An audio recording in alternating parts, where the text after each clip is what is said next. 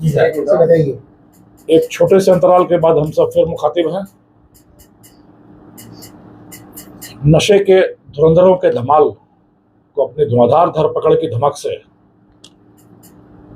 धराशायी और धूल दूषित करती, धूम मचाती सेक्टिनो टीम की एक और महत्वपूर्ण सफलता के साथ अपने चौतरफा वारों से नशे के महाकारोबार पर महादानव की कमर तोड़ती सेक्टिनो टीम की यह 100वीं उपलब्धि है। इस बार यह कहानी है नशे की दुनिया के एक स्वयंभू और बेताज बादशाह बन बैठे अपराधी हनुमान राम, जो कि गीला क्षेत्र का रहने वाला है। पिछले 3.5 वर्षों से फरार, करीब 1 दर्जन मामले जिसके खिलाफ है, जिस पर 40,000 रुपए का इनाम है और जिसकी गिरफ्तारी के लिए ऑपरेशन कपी शरण चलाया गया था। एक लंबे समय तक कड़ी मशक्कत के बाद यह अपराधी अपने एक और दुर्दांत साथी, जो कि नशे के कारोबार का वह भी महातस्कर है, उसके साथ पकड़ा गया। नशे भी जो पिछले 3.5 सालों से फरार चल रहा, जिसकी गिरफ्तारी पर 40,000 रुपए का इनाम घोषित, दर्जनों मुकदमे, मारपीट, छीना झपटी, मादक द्रव्यों की तस्करी, आर्म्स एक्ट, पुलिस पर हमला जैसे करीब दर्जनों मुकदमे। और तुर्रा यह कि यह दर्जनों मुकदमे ऊंट के मुंह में जीरे की तरह पिछले करीब 12 वर्षों से नशे की दुनिया का स्वयंभू सरताज बना यह अपराधी किस तरह पुलिस की आंखों में धूल झोंकता रहा और सिर्फ दर्जन भर मुकदमे दर्ज हो पाए। यह कहानी बड़ी दिलचस्प है। बिना शगुन देखे यह अपराधी निकलता नहीं था। पानी का घड़ा लिए हुए कोई महिला निकले, तीतर किधर बोलता है, कीकर किधर बोलता है, सियार किस तरीके से सड़क पार करते हैं, इन सारी चीजों को देखता हुआ तब अभियान पर निकलने वाला यह अपराधी हमेशा सफल होता रहा।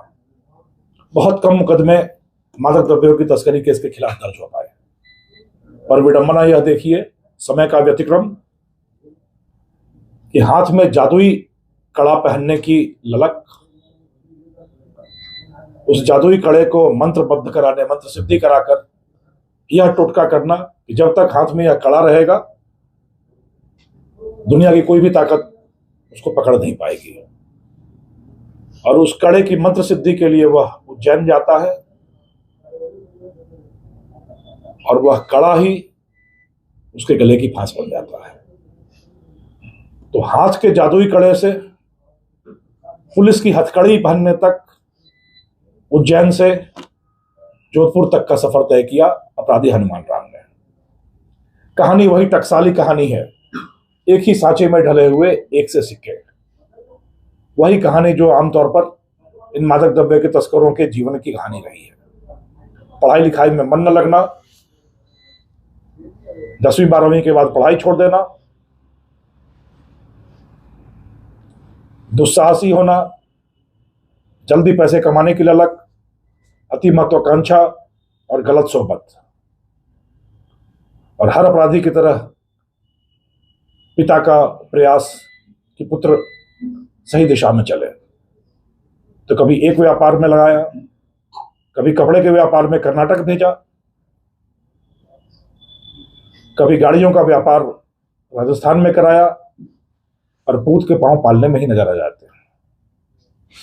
गलत सोहबत में पड़ा हुआ हनुमान राम चोरी के वाहनों के पहले मारकाट करता रहा। जिस भी धंधे में लगा वहां उसने जमकर मारकाट की, वाहन चुराने शुरू किए, चोरी के वाहन इस्तेमाल करने शुरू किए, और अपने दुस्साहसी स्वभाव, अपने दबंग स्वभाव, मारकाट की आदत और तेज ड्राइविंग के चलते जल्द ही कुख्यात तस्करों की नजर में आ गया। 2012 के आसपास, करीब 13 साल पहले, एक विवाह समारोह में हनुमान का संपर्क हुआ कुख्यात अपराधी जस्सा राम से। ये वही जस्सा राम है जो पिछले साल जून में ऑपरेशन मोना चलाकर पकड़ा गया था, एक कुख्यात तस्कर। आपने वो वीडियो देखा है जिसमें उसके घर पर किस तरीके से छापेमारी की पुलिस ने और उसको धर दबोचा था। उसी जस्सा राम का पहले तो ड्राइवर बना, इसकी प्रतिभा देखकर जस्सा राम ने इसको धीरे धीरे साझेदार बना लिया और साझेदारी से फिर वह उसका प्रबल प्रतिद्वंदी भी बन बैठा। पिछले साल जून में जस्सा राम के पकड़े जाने के बाद इस पूरे इलाके में नशे की दुनिया का बेताज बादशाह बन बैठा हनुमान। पर सेक्युलर टीम की लगातार धड़ाधड़ कार्रवाइयां देखकर उसके मन में पकड़े जाने का भय सताने लगा। लगातार एक के बाद एक दुर्ग धराशायी होते देखकर वह चिंतित हो उठा और उस चिंता में उसके संपर्क में आया उज्जैन का एक साधु। उज्जैन के साधु ने उसको पहनने के लिए हाथ में एक कड़ा दिया और मंत्र सिद्धि की कि इस मंत्र का प्रभाव अगले 1 साल तक रहेगा और इस अवधि में कोई भी दुनिया की कोई भी ताकत तुम्हें पकड़वा नहीं पाएगी। उस मंत्र सिद्ध कड़े को टोटके की तरह पहनता रहा अपने हाथ में, चाहे कपड़े पहनना भूल जाए, और वह कड़ा नहीं उतरता था। धंधा धुआंधार चलता रहा। विडंबना देखिए कि जो कोरोना सारी दुनिया के लिए काल बनकर आया, वह इन तस्करों के लिए स्वर्ण काल बनकर आया। जहां साल में कुछ लाख रुपए कमाते थे तस्कर, कोरोना के लॉकडाउन में 4 महीने में ही 40 लाख रुपए कमाए हनुमान राम ने और फिर धंधा चमक उठा। नशे की दुनिया का बेताज बादशाह फिर प्रॉपर्टी के धंधे में हाथ मारने लगा। पर लाभ प्रॉपर्टी के धंधे से होता था और आसान सी पूंजी नशे के व्यापार से आती थी। ट्रक के ट्रक डोडा चूरा की आपूर्ति लगातार करता रहा वह मारवाड़ में और हनुमानगढ़ गंगानगर के इलाके में। उसी सिलसिले में दूसरा पकड़ा हुआ अपराधी जुगता राम भी उसके साथ संपर्क में आया और यह जुगलबंदी पिछले 1 साल से लगातार नशे की दुनिया में पैसे बनाने में व्यस्त थी। और जब लगातार साइक्लोनर का शिकंजा कसता गया तो इन अपराधियों को पकड़े जाने की चिंता सताने लगी और फिर कई इस तरह के तस्करों की तरह इन्होंने भी देवी देवताओं का सहारा लिया। पिछले 2-3 महीने से हनुमान और जुगत राम दोनों ही कभी वैष्णो देवी, कभी जम्मू के मंदिर में, कभी अमृतसर स्वर्ण मंदिर में, कभी सोमनाथ मंदिर, कभी गिर के मंदिरों में, कभी ओंकारेश्वर महादेव मंदिर, कभी बुगला देवी मंदिर, लगातार मंदिर के मंदिर घूमते रहे, पापों का प्रायश्चित करते रहे, बचने का उपाय खोजते रहे। और जो मैं कहानी आपको बता रहा था, ये हाथ का कड़ा, इसी बीच हाथ के उस कड़े के मंत्र सिद्धि से बंधे होने के करीब 1 साल पूरे होने लगे और 1 साल पूरा होते ही उसे चिंता सताने लगी कि अब शायद इस कड़े का प्रभाव कम होगा। तो यह भाग कर गया मुंबई। इसी बीच आप देखिए एक अपराधी, एक ही घर में किस तरीके से हीरा और कोयला पैदा हुआ। एक अध्यापक पिता का एक पुत्र बचपन से अनुशासित, पढ़ाई में होशियार, वह छोटा बेटा मुंबई में जाकर इंजीनियर बनता है और बड़ा दुस्साहसी अपराधी प्रवृत्ति का बालक मादक द्रव्यों का कुख्यात तस्कर बनता है। तो जब कड़े का प्रभाव उसको लगा 1 वर्ष खत्म हो गया है तो यह फिर मुंबई पहुंचा और मुंबई के रास्ते उज्जैन उसी बाबा के मठ में पहुंचा कड़े को एक बार फिर मंत्र सिद्ध कराने के लिए। और शायद नियति को कुछ और मंजूर था। बाबा के मठ में पहुंचने पर पता चला कि बाबा कुछ महीने पहले ही स्वर्ग सिधार गए। शिष्यों ने बताया